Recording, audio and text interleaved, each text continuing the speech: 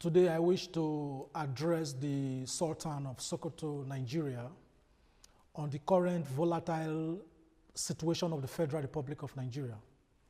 His Eminence Amirul Muminim Sultan Muhammadu Sa'ad Abubakar III, CFRO MNI, a soldier, a diplomat, a religious leader, a traditional ruler, and a peacemaker. Your Eminence, I am Frederick Omoyoma Odorige from Abraka, Delta State. I am proudly Nigerian. I am currently the president of the Association of Nigerians in Hungary. I am also the chief coordinator of the European Coalition for Security and Democracy in Nigeria, ECSDN. The names of our coalition in terms of security and democracy speaks for itself. Whatever I am about to say now is exclusive of the Nigerian Association, Hungary. My statements are my personal opinions, but they equally reflect the opinions of the European Coalition for Security and Democracy in Nigeria. Your Eminence, we have decided to address you today on behalf of our coalition because of your highly respected position as the Sultan of Sokoto, head of Jamaatul Nasrul Islam, and President General of the Nigerian National Supreme Council for Islamic Affairs. As the leader of the Qadiriya Sufi order, which is historically the most important Muslim position in Nigeria, makes it even more pertinent to address you today. The enviable role you have played towards the development of our country, Nigeria, cannot be overemphasized. Today, we wish to address you concerning the threatened unity of Nigeria and the ongoing slaughter of Nigerians by some terrorists hiding under the guise of herdsmen. Before I continue my speech, I wish to respectfully ask that we observe a moment of silence in honor of, among many others, a friend of mine, Mr. Happy Akpomyeme, killed on the 22nd of February 2018 by the terrorist herdsmen in his farm in our village, Uroka, Abraka, Delta State.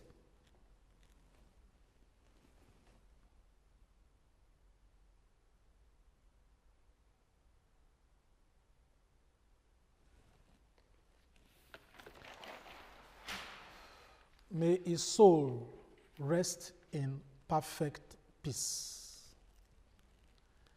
He died receiving a torrent of gunshots by the terrorist herdsmen who accosted him in his farm. Mr. Happy Akpomyeme was 56 years old.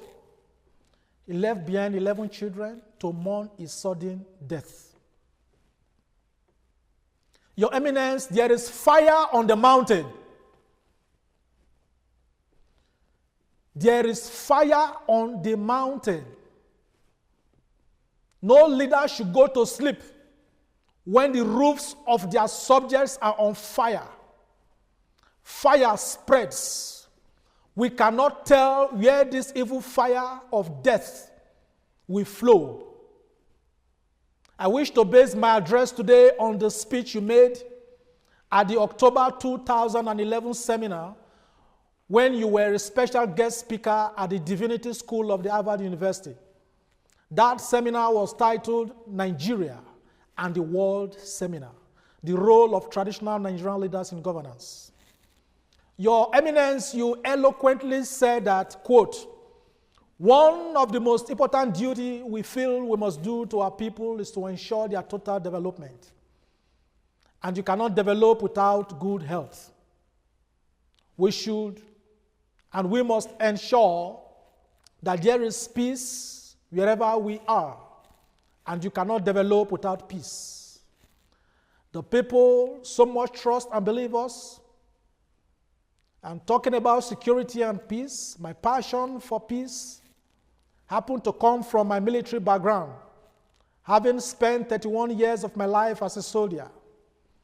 And I am still a soldier because I still have many battles in life to fight, to ensure a free and safer world.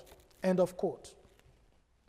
Your Eminence, the current genocide by herdsmen in Nigeria is evidently one of such battles that you still need to fight for your motherland. You have fought several wars, but you cannot afford to lose this battle. There is no gainsaying the obvious fact that your patrilineal ancestry positively shaped the face of modern Nigeria.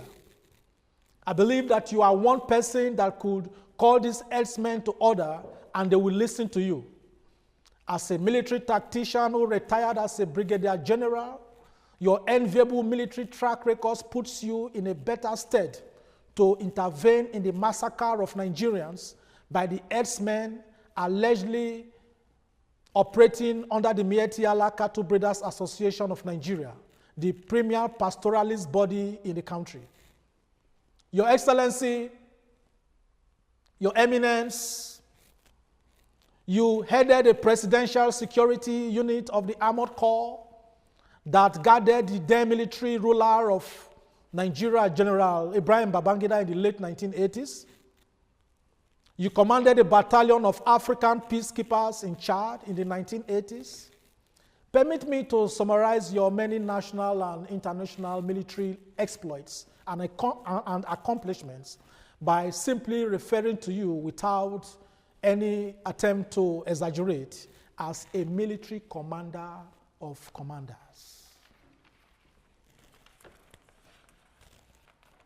Your Eminence, Islam is a religion of peace. Agreed. It does not permit the raping of women. Islam does not permit the killing of persons and the burning of farmlands. Some evil people now hide under a good cause to do evil.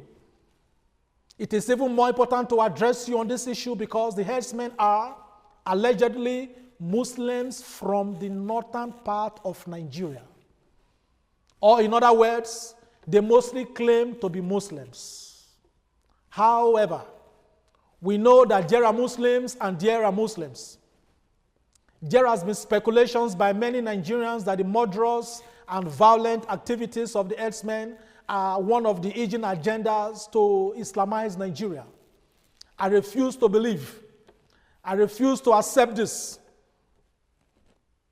It cannot be tolerated. The terrorist herdsmen fear Sharia law more than they fear Allah. That is why they migrate far away from the 12 northern states where Sharia law is practiced to commit their evil activities in other parts of the country where Sharia law does not operate. The herdsmen are killing other Nigerians. They are burning farmlands.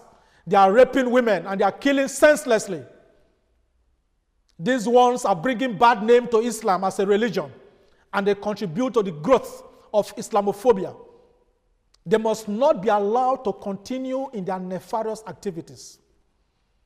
In the words of President Buhari in August 2016,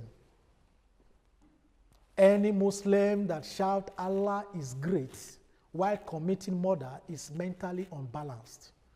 It is either they do not know the meaning of those words or they are simply deranged. End of quote.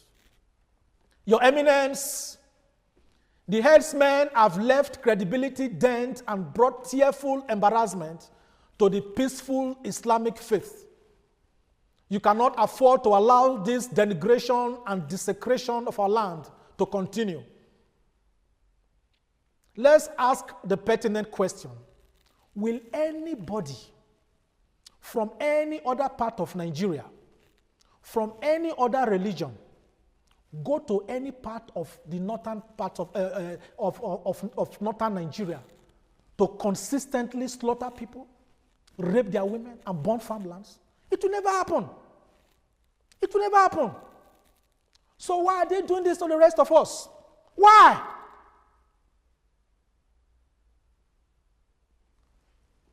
Your Eminence, I grew up as a young boy in the city of Saple in Delta State of Nigeria. As a Christian, I grew up with Muslim friends. We attended school together. Our parents were familiar with one another. We visited our respective homes and celebrated together during festivities. I grew up knowing and drinking kunu for the first time after the Ramadan when I visited the home of my Muslim friend in 1974. We did not know any reason to discriminate against ourselves. Neither did we ever attack each other in the name of religion. Never. When herdsmen walked past our city that time, we waved warm greetings to them. When they respectfully herded their cows as they passed our streets in Saple, they waved in return in mutual affection. When the herdsmen moved peacefully with their cows, even the sky cooperated with them. White drove of cattle egret birds will fly above the sky, escorting the cows. We nicknamed those birds in those days leke leke. Some will fly down, perch on the cows, and pick the tick out of their skin in mutual communion.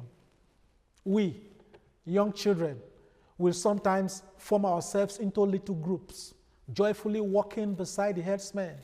As we sing to the white birds, we moved our tiny little fingers up towards the direction of the birds, singing, leke leke bambo, give me water finger.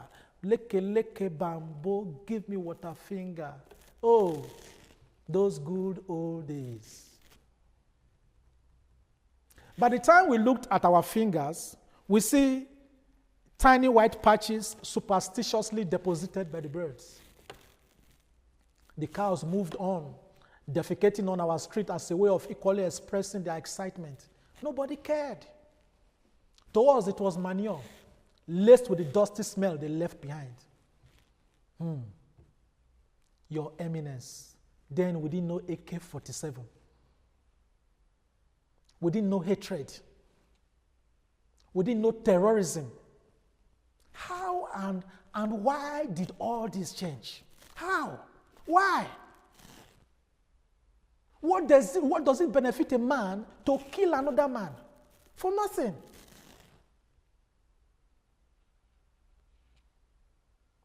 Many years after, I still have good contacts with my Muslim friends, with whom I grew up, attended elementary and secondary school. Friends I will not exchange today for 1 million cows. Whoever denies that modern terrorist herdsmen are not Nigerians is only making a mockery of truth. The question is, who owns the cows? Foreigners? Who gave them AK-47? Foreigners? Will a foreigner supply AK-47 guns to a foreign herdsman to guard the cows of Nigerians? Must they kill, burn farmlands, and rape women in the course of grazing? Your Eminence, we know that governance in Nigeria is not only about the president, governors, and the others. The role of traditional rulers are highly esteemed.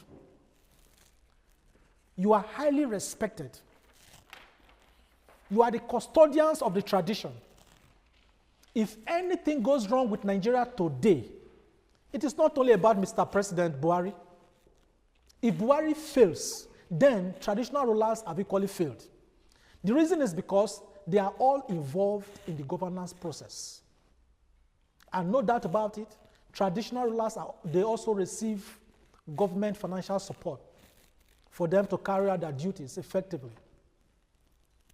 As a military officer, Your Eminence, the Nigerian military outfit need to tap from your experience. They need to be invited to the palace for your counsel. For example, the exchange of words and altercations by the Minister of Defense and the Inspector General of Police on one hand, and the Governor of Benue State on the other hand, does not augur well for the enthronement of peace in the troubled region. 3 of them have their tight security escorts. The rest of us, we don't have. As a leader of traditional rulers in Nigeria, all MIs, district heads, ward heads, and other traditional title holders must be brought together to design a common template that will guarantee peace in our country. You have done this before, Your Eminence, but a more concerted and sustainable effort has to be employed at this precarious point. That template must restrict cattle owners from giving weapons of war to herdsmen. Local vigilante groups should ensure that no herdsman passes through their territory with ammunition. Traditional rulers are well respected, and that is why they must not be involved in politics, but to be more concerned in being custodians of our traditions and customs. All local and national leaders of the Miyetti Allah Cattle Bearers Association of Nigeria should regularly be summoned for meetings with you to discuss and implement ways to ensure peaceful coexistence between herdsmen and local communities. Do the herdsmen kill, rape women and burn farmlands in the core north like Sokoto, Niger, and other states? So why are they doing this to the rest of us? We're even surprised that though the DSS interrogated pastors for making statements considered inciting or inflammatory to their congregation, the DSS refused to invite and interrogate some leaders of the Miyetti Allah Cattle Breeders Association for their speeches and comments that are divisive. What is good for the goose is good for the gander. The wanton killing and hate speech by the spokesperson of the Northern Elders Forum, Professor Ango Abdullahi, who is now the chairman board of trustee of the forum, is unguided, divisive, anti-nationalistic, uncouth, and capable of inciting national violence. It calls for serious concern, especially coming from a former vice chancellor of a federal university, attended by students from all parts of the country. The characters of Ango are the types that see nothing good in the unity of Nigeria. Sad enough. Ango Abdullahi is synonymous with hate speech in Nigeria. Recall that he backed a statement by the Arewa youths asking the Igbo to leave the north on or before October 1st, 2017.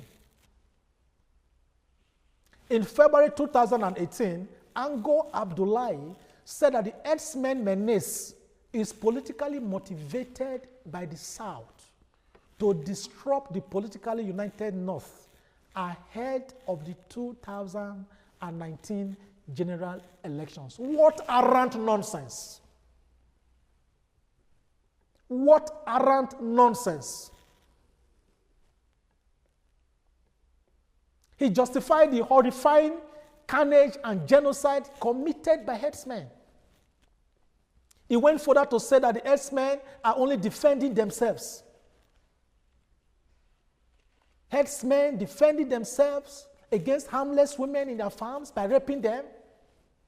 Has rape suddenly become a weapon of defense in Nigeria? Now that you have become a farmer, Ango Abdullahi, our prayer for you is this. May your mother not be killed or raped in your farm. May your wife or wives not be killed or raped in your farm. May your daughters and daughters-in-law not be killed or raped in your farm. May your sisters not be killed or raped in your farm. And Nigerian women are just looking. Nigerian women, are you just looking at what is happening to your fellow women folk? I call on the First Lady of the Federal Republic of Nigeria, Her Excellency Aisha Buhari, to arise and fight for women raped in their farms. I challenge the Minister of Women Affairs and Social Development, Aisha Jumai Al-Hassan, aka Mama Taraba, to arise and fight for women raped in their farms. I challenge the wealthy and the famous Nigerian women all over, and all women rights organizations in and outside Nigeria to arise, form a Women for Women Rights group, develop a common fund where you could fund cases that could preserve the rights of women, Nigerian women, who may be too poor or ignorant to fight for their rights. Fight for all women's rights in Nigeria. And women continue to suffer. They continue to labor. And they continue to die in vain. This must not continue. It must not continue. Enough! Nigerian women, you have our support 247. Fight for women raped in their farms. Where are you, Foloronsho Alakija? Hajia Bola Shagaya, Hajia Maria Dantata, Florence Itagewa, Cecilia Ibu, the Ezekweselis of our time, the Ungozi Wheelers, and the Grace Alele Williams, Chimamanda Ungozi Adichie, Amina Mohammed, Hainei Edoro, Bilikis Adeboya, Adebi Abiola, and many others. Wait no longer. Arise, speak and fight. Fight and fight again. Since men, real men, including the Nigerian security agencies, have become too weak to defend the women on their farms. Women, arise for women. Arise for country. Your Eminence, you intervened when Unilorin graduate Miss Amasa Fedaus was denied from being called to bar for refusing to remove her hijab worn under her wig. Your voice was respected. You intervened when Northerners were scared from vaccinating their children against polio. Your voice was respected. In 2014, you intervened to pacify some aggrieved children and elders of the Kano Emirate when Muhammadu Sanusi was made the Emir of Kano. Peace immediately returned because your voice was respected. We know, Your Eminence, that if you fully intervene in the attacks by HERDSMEN vigorously, we know that your voice will equally be respected. None of them want to receive a curse from you. No HERDSMEN have any right to kill anybody in Nigeria. Any Muslim that kills a Christian or any other person is an injury to all. Any Christian that kills any Muslim or any other Nigerian is an injury to all. Your Eminence, in that seminar, you rightly said that Nigeria is a multi-religious state. When we talk as one. We are all culturally one. Today, Your Eminence, in your heart of hearts and in our heart of hearts, can we truly say that Nigeria is one? Today, north, south, east, and west of the Federal Republic of Nigeria, can we truly say that Nigeria is one?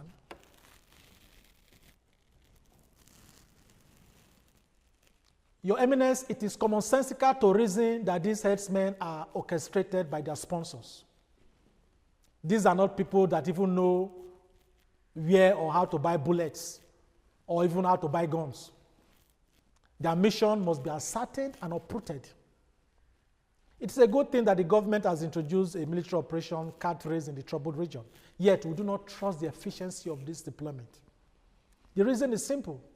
Military roadblocks were immediately dismantled before Boko Haram terrorists invaded Chibok and abducted the schoolgirls in April 2014.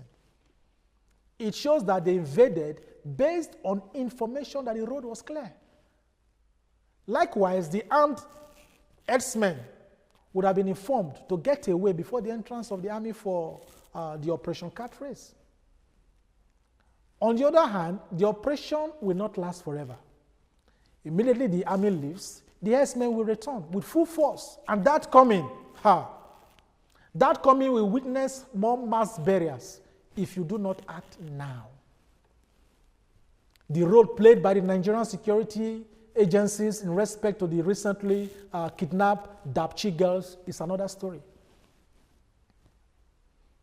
After 73 persons were killed in Benue, 38 were killed in Taraba. That brings the number to 161 murdered human beings. I mean, human beings, not cows. Within 3 days, in the month of January 2018, Nigeria witnessed 2 mass burials involving 161 persons. When the families of the 73 persons killed in Benue were still mourning, 26 more persons were killed at Omoso, also in Benue State. In this same month of March, another 25 persons were killed in Plateau State, and another mass burial was organized for them. That makes it 3 mass burials in less than 3 months in the Federal Republic of Nigeria. Sadly, this cannot be accepted. Sadly, with every death today, we quickly forget the deaths of yesterday, because this is the level that our country has degenerated into. Is Nigeria now an animal kingdom? Now you see why a shithole calls us shithole? We must use those words, no matter how ugly they sound, because our situation is uglier than that. After our previous video addressed to President Buhari, he started visiting states where herdsmen killed Nigerians. This was almost 3 months after the Benue killing. He could not even visit the grave of the slain to lay a wreath. A former president, Olusegun Obasanjo, visited Benue even before President Buhari did.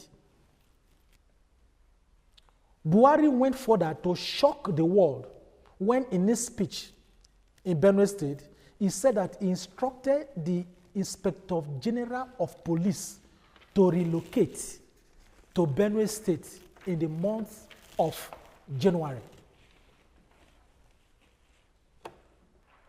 just to restore peace. According to Mr. President, he was not aware that the Inspector General of Police only spent a night in Benue and moved on to Nasarawa. A president not aware? A C-in-C, Commander-in-Chief, sent an IG, Inspector General, over a matter of urgent national interest. The IG refused to follow instruction of the C-in-C, and the C-in-C was not aware. So who should be held responsible for the other 26 Nigerians killed after the IG refused to take the order of the Grand Commander of the Federal Republic? And the president even said it publicly, and his audience just laughed over it. The audience laughed. The president ought to have kept that to himself and quietly do the needful as far as the position of the IG was concerned. Added to that, Mr. President hurriedly left Benue State against all programs because he needed to visit a visitor from the United States of America in Abuja. He could not even visit the graves of modern Nigerians. May I ask, does it mean that the person that arranged the program for the visit of Rex Tillerson, the former American Secretary of State, did not know that Mr. President of Nigeria had a program with the bereaved people of Benue State? Will the American president abandon a visit of this magnitude, though belated, just because he has to meet with the secretary to the government of Nigeria? This is pathetic. This is pathetic. This is a different Nigeria. Your Eminence, this is where we have found ourselves as a nation. In Taraba State, President Buhari said that anybody caught with AK-47 should be charged to court. Has that not been the position of the law? We are yet to see the impact of the military deployment to Benue State till date. As the president continues his visitations, we hope that it is not for scoring cheap political points because of the 2019 elections. We are talking about human lives here, and words must be matched with action. We cannot politicize or compromise the security and lives of people for the selfish interest of a few. The media section of our coalition will make sure that these intermittent killings are regularly reported in the international media. Some of these horrible news are not regularly announced because the international media seem to be fed up with the reoccurring killings and slaughter of Nigerians in Nigeria. If you do not want international embarrassment, the Nigerian government must put its house in order. All local government chairpersons must equally put their house in order. Every local government in Nigeria, put your house in order. Establish vigilante groups made up of service officers in all your wards. Equip them with vehicles and whatever they need to effectively communicate with security agencies. And whatever they also need to legally and aggressively defend themselves. We cannot say that HERDSMEN attack is a national crisis, therefore local government councils should do nothing. If you fought tooth and nail to become local government chairpersons, you must also fight tooth and nail to secure your local government areas. The chairman of a local government area is the chief security officer of the local government. My state, for example, Delta State government, under our politically experienced Governor Okowa, as a matter of urgency, must give special attention to support our local government areas in terms of providing unpoliticized logistics and mobility to ensure effective monitoring of HERDSMEN. I fear at the way HERDSMEN are killing people in my local government area now. It's Ethiopia East local government area. Ethiopia East local government area.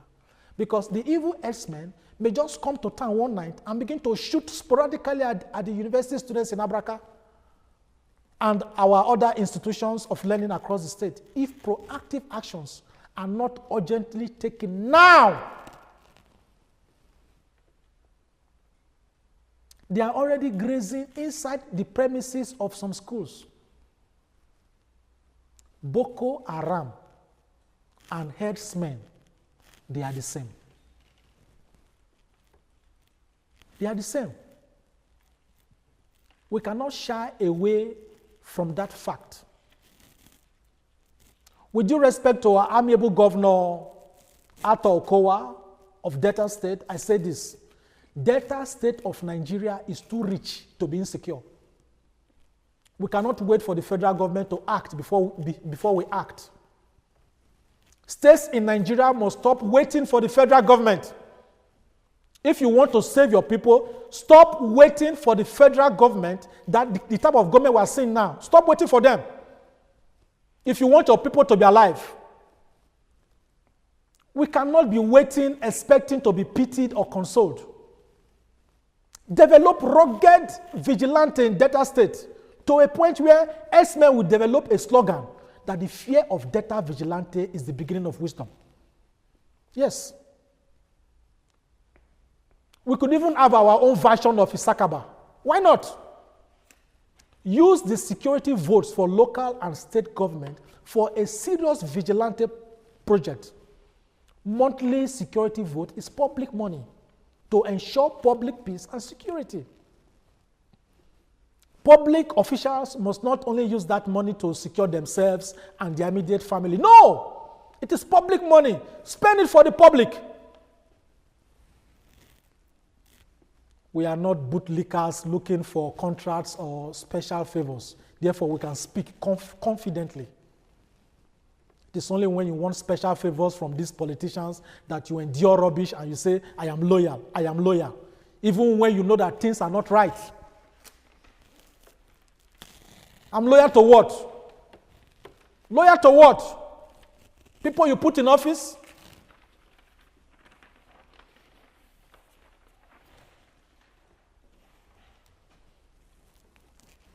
You sell your conscience to Satan and you remain tongue-tied. Therefore, you cannot speak. Power and special favor comes from God Almighty, who has the hearts of kings in his hands. We use this opportunity to appreciate Honorable Evans Iwurie, the state legislator representing Ethiopia East local government area, for his dogged determination against the reoccurring carnage by the terrorist herdsmen in Ethiopia East local government area. Keep doing what is good for our people. Do not bother about what anybody says, since what you are doing is right. We appreciate you, brother. Your Eminence, all coordinators of this coalition will live in Europe. Most of us have our families here. We could be silent over what is happening in our country, Nigeria, today, but we cannot be silent. We refuse to be silent. It is even more painful to be silent. North, south, east, or west, home is the best. We care for the lives of our people back home. We cannot. We also have extended families back home. We have friends and friends of our friends. We visit home. Whoever lives abroad and acquires the citizenship of another country does not make you less a Nigerian. Nigeria is in our blood. Whoever lives abroad and says he's not concerned about happenings back home is only deceiving him or herself. Whatever goes on in Nigeria rubs off on all of us. All of us living abroad. Home is home. During the Ebola crisis in some parts of West Africa, an African living in the same city as I am told me his ugly experience right here in Europe. He was walking along the street and two Europeans that walked past him used a racist law on him. What did they say? They simply called him Ebola. It is as pathetic as that. Recently, when the video of Nigerians being auctioned as slaves in Libya went viral, another African told me how some persons on the street just called him Libya. That was a metaphor for slavery. Why is racism still a global issue today against people of color? It is because of the history of forced slavery. People hardly reason that colonialists were terrorists. They started terrorism. They stole our people at gunpoint, and our people had no option than to obey. Who argues with an armed robber wielding sophisticated weapons? Therefore, if amongst us we still do to ourselves what we experience from armed foreigners in our own country, then it calls for serious action. We must fight for another form of independence from our political leaders, and we must fight for freedom from terrorists, herdsmen, and their cohorts. We need another form of independence within Nigeria now. Our people are not free. In the true word of freedom. We want a Nigeria that we will be proud of in and outside Nigeria in terms of development. Why is it that we do not have any African country that has reached the standard of the poorest country in Europe? Why? Despite our resources. Why?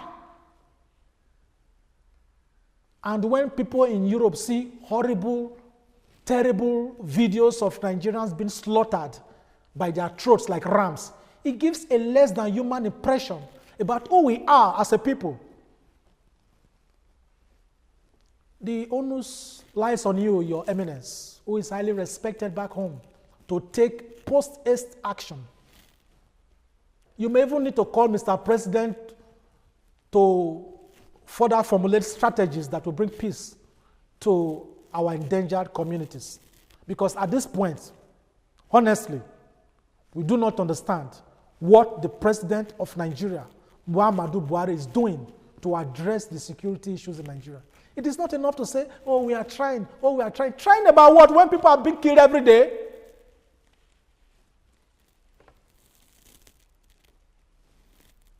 So the HERDSMEN are now more equipped than our security agencies in Nigeria. Where are the logistics? What are the strategies earmarked to arrest them? Your Eminence, recently your counterpart, the respected Oba of Benin, Oba Eware II, a diplomat extraordinaire, invited all native doctors to his palace to address the issue of human trafficking. Why did he do that?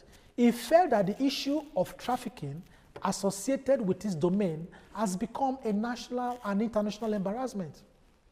He's aware that native doctors administer the oath that sets the platform for human trafficking and prostitution. Therefore, he went to the root cause of the problem by addressing the spiritual sponsors in order to uproot the problem. That is a common leadership. Obaga Tokberi is Your Eminence, the activities of HERDSMEN has become a national embarrassment. The time has come for you to uproot the menace, uproot this menace from its source. The danger in all of this is that terrorist HERDSMEN cannot pursue and attack people all the time. There comes a time when the animal pursued to the wall will reverse and attack the attacker. The equivalent of that in my Orobo proverb is that wada tuirwe togba korel yoma.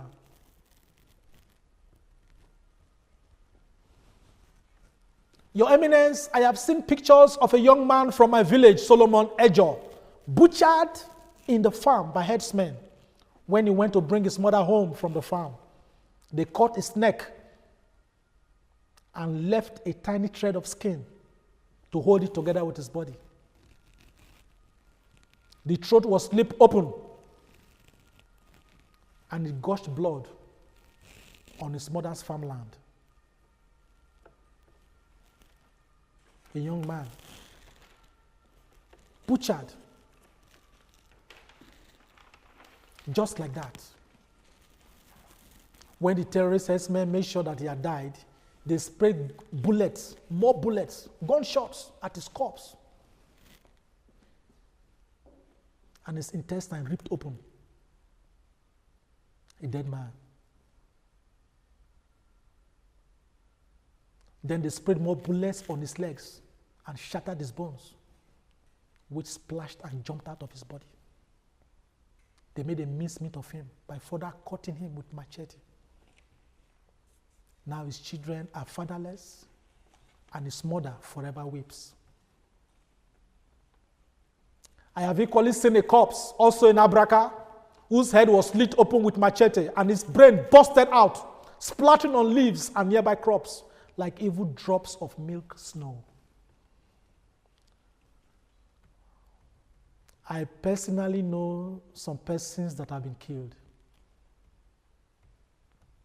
Francis Okotie, Philip Akbene, Sunday Couple, Eyabigun Akpovena, Sunday Dama, and many more. All killed by grazing evil HERDSMEN. I have seen many, many more dead bodies mangled by fellow Nigerians all across Nigeria. I did my youth service in Benue State over 20 years ago. I believe that some of the friends I made there must have been killed too, even as the killing continues. Those are friends I may never see again. Your Eminence, this is not poetry. This is not fiction. It's not a video film. It is real. It is a narrative of our gruesome present. Evil kings have been butchered in like fashion. A traditional ruler, Obi Akaize Ofoluwe III of Ubuluku, Anocha South, local government area of Delta State, was kidnapped, killed, and left in the forest to decompose. Is this not abominable enough? A desecration of the land. The names of those that kidnapped and killed the traditional ruler are Usman Musbau, Suleiman Musa, Jaminu Ahmed, Umaru Abubakar, Gaba Abubakar, and a female accomplice, Farida Abubakar. From their names, it is not difficult to tell the part of the country where the murderers came from.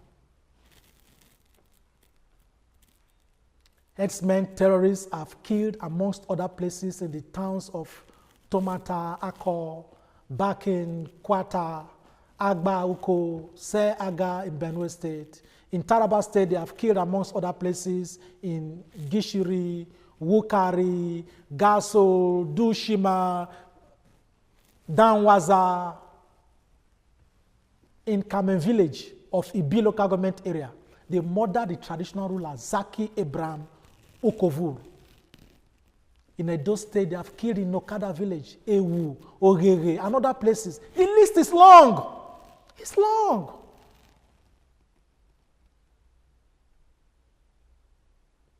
In short, Amnesty International has recorded that in 2017, 549 deaths were recorded across 14 states, while thousands were displaced.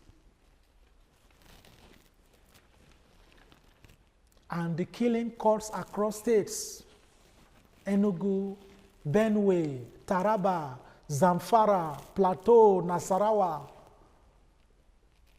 Cross River, Damawa, Ekiti, Delta. Is this Nigeria? Is this Nigeria? And we have our leaders.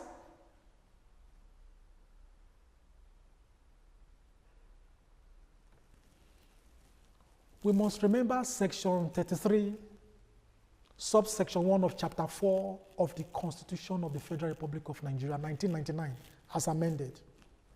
And I quote, "Every person has a right to life, and no one shall be deprived intentionally of his life, save in the execution of a court sentence in respect of criminal offense of which he has been found guilty in Nigeria." Yes. Your Eminence, does going to our farms in our respective communities in search of our daily bread an offense against herdsmen?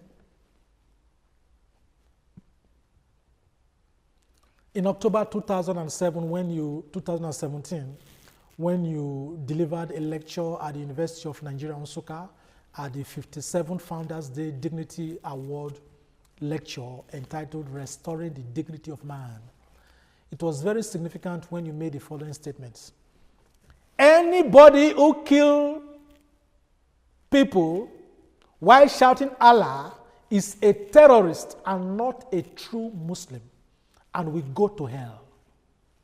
Allah hates people who kill and says they will go to hell." Based on your speech, Your Eminence, I hereby challenge all Muslims in Nigeria to join forces together and fish out the perpetrators of the evil merchants. These are not true Muslims. Islam is a religion of peace. I agree with you, but act and prove it. How? Fish out the killers in your midst. Fish them out. Bring them out. In Germany, 2016, 2 Syrian Muslims resident in Germany arrested another Syrian Muslim named Jabbar al-Bakar, who was a wanted terrorist planning a bomb against people in an attack in Germany. The Syrian Muslim, they tied him and handed him over to the police. That is how to be a peaceful Muslim. That is how to honor Allah. You can imagine the respect the two Syrian Muslims brought to Muslims in Germany. Many lives would have been wasted if not for the gallantry of the two Muslim brothers. You could do the same in Nigeria and other places. These ones are giving your religion a bad name. And we must all come together, join together, Christians, Muslims, Jews, Buddhists, and the unaffiliated, to fight a common enemy. Edmund Bonke, the only thing necessary for the triumph of evil is for good men to do nothing. I equally challenge Christians and persons from other religions to fish out whoever kills a Muslim under whatever guise. Bring them out! No God supports the killing of anybody. No God support it. So Christians should also prove that Christianity is a religion of peace. It is written, "Thou shalt not kill." I request again that Nigerian pastors should stop telling us to ask for God's mercy because of the terrorist herdsmen. Is it our sin? Have we committed any sin that will make herdsmen to kill us, rape our women, and burn our families in our villages? Fire begets fire. Pastors, it is not enough that you are jet flying, building schools and hospitals that your members cannot attend, even as you continue to live live flamboyantly from the wealth of the church. When national crises like this happen, prove that you are a man of God. When there is crisis, that is when you know the true men of God. Prove to us that you have the calling. Pastors, come down from your horses, take the shield of faith and speak the word. The power of life and death is in the tongue. The president of Nigeria rightly said that we must avoid reprisal attacks. We fully agree to this. We agree. However, we are not restricted from speaking the word against our attackers. It is written, the Lord will contend against those that contend against us. Speak the word. It is our sword. Let them turn their swords, their bows and arrows, machete and guns against themselves. Speak the word of fire. It is written, Isaiah 49:25-26. Surely thus says the Lord, even the captives of the mighty will be taken away, and the prey of the tyrant will be rescued. For I will contend with the one who contends with you, and I will save your sons. I will feed their oppressors with their own flesh, and they will become drunk with their own blood as with sweet wine. And all flesh will know that I, the Lord, am your Savior and your Redeemer, the mighty one of Jacob. Speak the word, Nigerian pastors. Speak the word.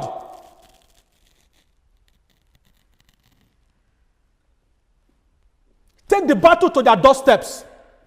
Command the blinding light, that same blinding light that struck Saul on the way to Damascus, to fall against them. Speak the word. That word that divides asunder. The power of life and death is in the tongue. Use them as a weapon of offense and defense. The time is now. Stop the rhetorics of telling us to ask for mercy. Stop trying to make us feel guilty and afraid for an offense we did not commit. For God had not given us the spirit of fear, but of power and of love and a sound mind. Speak the word. Speak the word. Speak the word with your calling. Prove that you're a man of God or a woman of God. The weapon is in your tongue. And you imams and clerics, I dare you, in the name of your Allah, to invoke the Quran against terrorists killing Nigerians.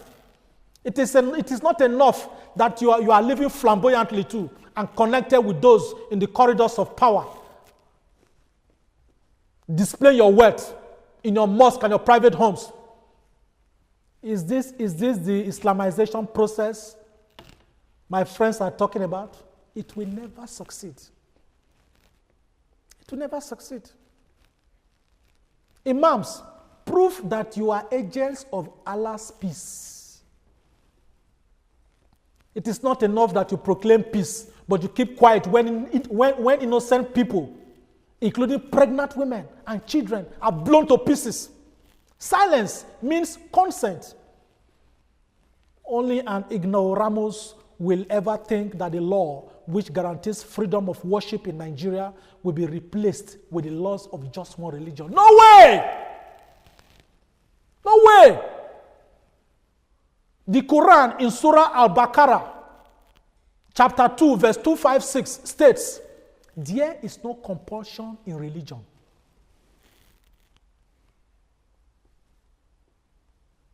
You cannot force me. I cannot force you.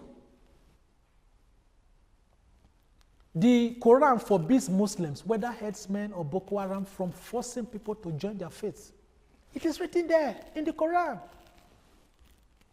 The Quran does not permit you to kill. In the Quran, Surah Al-Ma, chapter 5, verse 132, it says, whoever killeth a human being, it shall be as if he had killed all mankind. And whoso saved the life of one, it shall be as if he had saved the life of all mankind. That is the Quran. That is the word. Use it. Speak the word. Muslim clerics, speak the word. Act the word. Stop hiding. Stop pretending.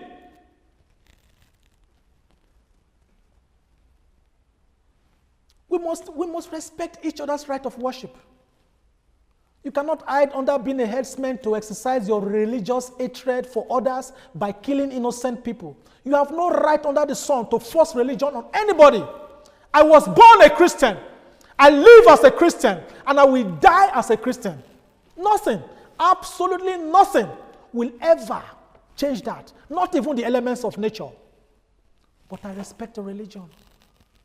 I respect your religion. Yes, I do.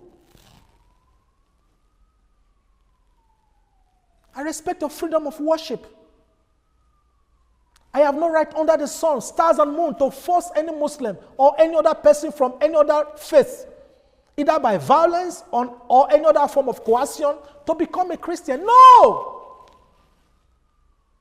Therefore, we must respect and support each other in the spirit of love preached by every religion. The time is now. There is no better time than now. There is no better time than now. We must all wake up. Christian, Muslims, or whatever. Wake up. The time is now. We cannot continue hating ourselves. For what?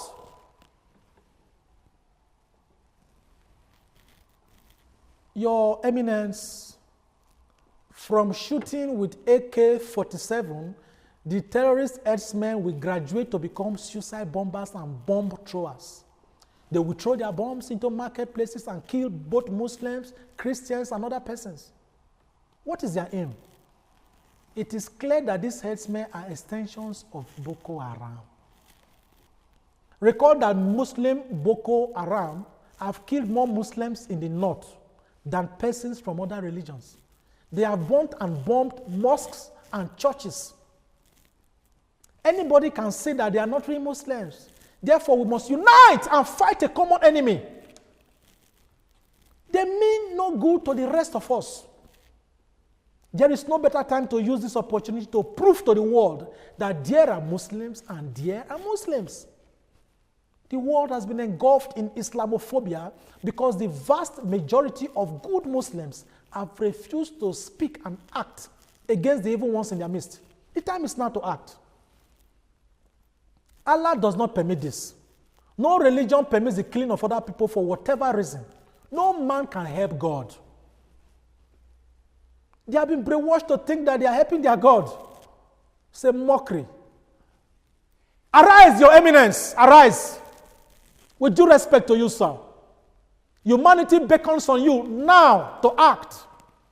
You commanded battalions.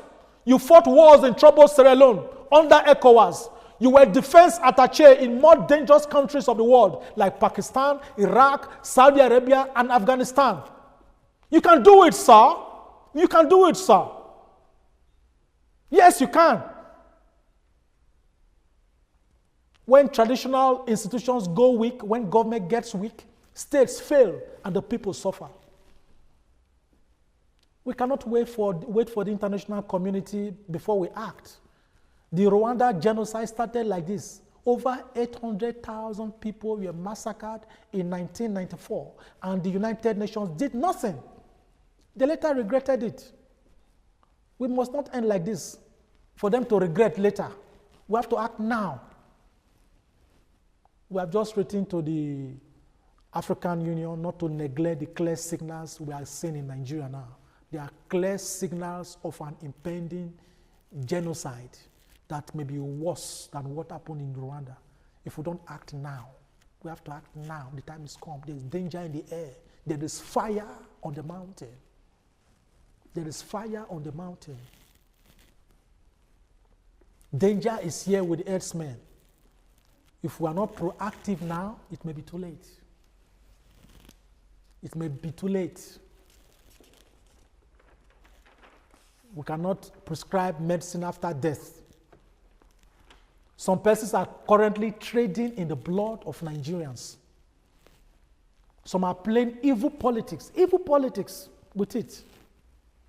But as an experienced military personnel, you have been familiar with the words, you may be familiar with the words of Karl von Clausewitz, the Prussian military thinker, who wrote that politics is the womb in which war develops. These are what have contributed to why many people have given up on Nigeria.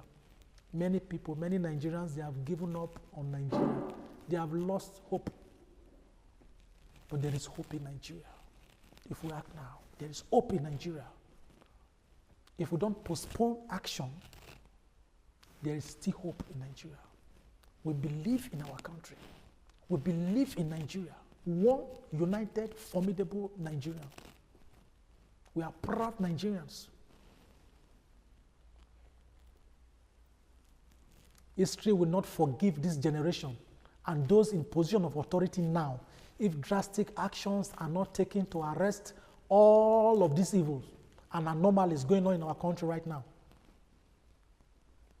Is it not enough expensive joke that we hear that snakes and monkeys now swallow money from our government offices? So what will you do? What are we going to do when lions come to town to swallow banks? HERDSMEN are swallowing. We have seen various conflicts between the north and the south of different countries. North versus South Mali, North versus South Sudan, North versus South Korea, North versus South Iraq, North versus South Cameroon, and so on. Two questions that we have been unable to answer about Nigeria are these. One, what is the competition between northern and southern Nigeria about? What is the competition? Two, what is the competition between Christians and Muslims about? What is the competition in religion? What mortal man can fight for God? If you believe in your God as a Christian, hold on to your God. If you believe in your God as a Muslim, hold on to your God. Why do you need to fight yourselves about it? The sky is wide enough for all birds to fly. They fly separately and in groups, but their wings don't touch. If God be God, let God fight for God, while the rest of humanity lives in peace. Live in peace as one. We shall all die, but our religions will remain.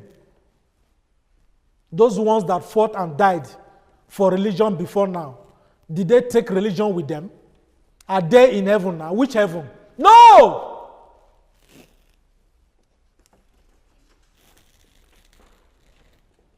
That is the fact.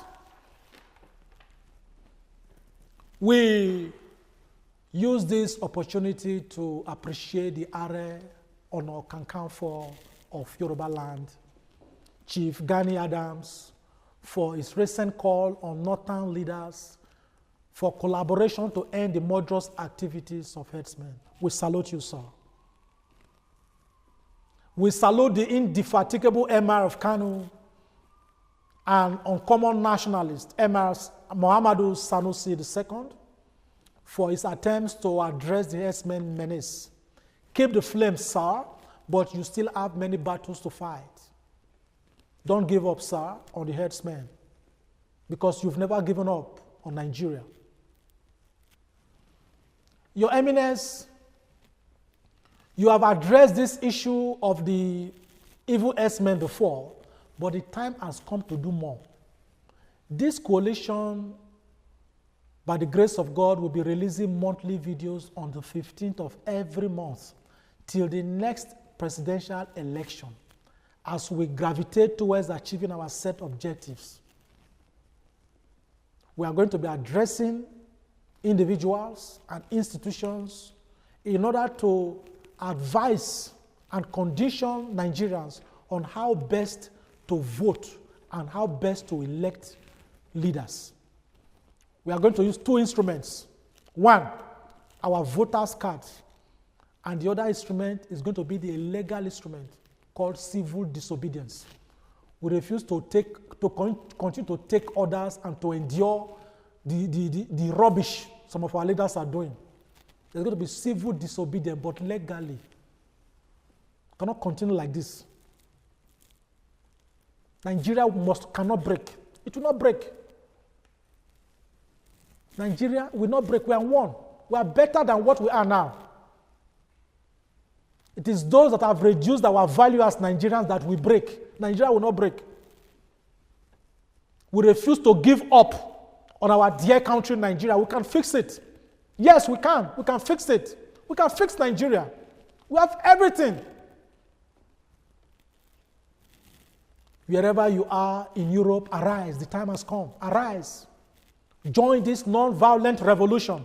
The time has come. Your European or your American citizenship is just paper that makes you enjoy certain privileges. The palm tree may live all its life in the river, but that will never make it one day to become a crocodile. The leopard cannot change the spots. We are born Nigerians and we die Nigerians. It is in our gene. Not taking it from us. If you are originally European but married to a Nigerian, you and your children and unborn children, you are Nigerians. Arise! Join this non-violent revolution as we hope to launch the No campaign on the 15th of May. No. That is the campaign we are going to launch now. No. No campaign.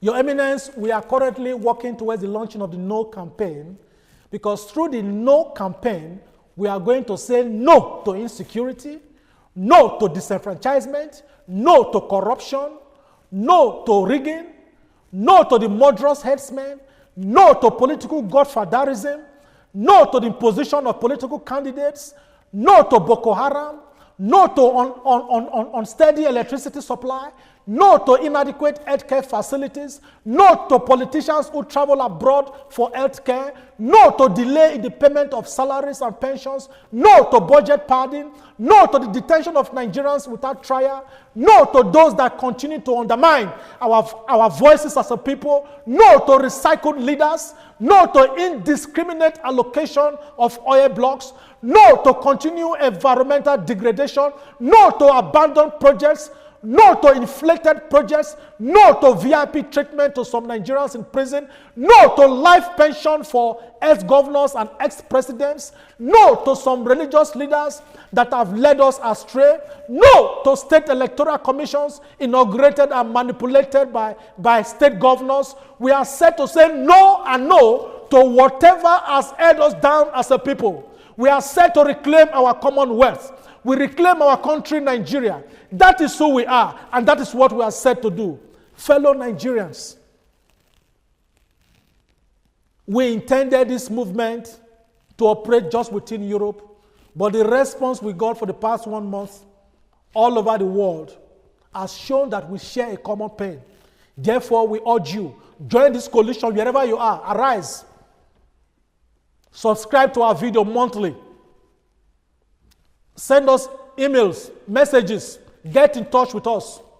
From May 15th, something is about to happen in Nigeria. Peacefully, legally, but firmly. Enough is enough. We cannot continue like that as a country.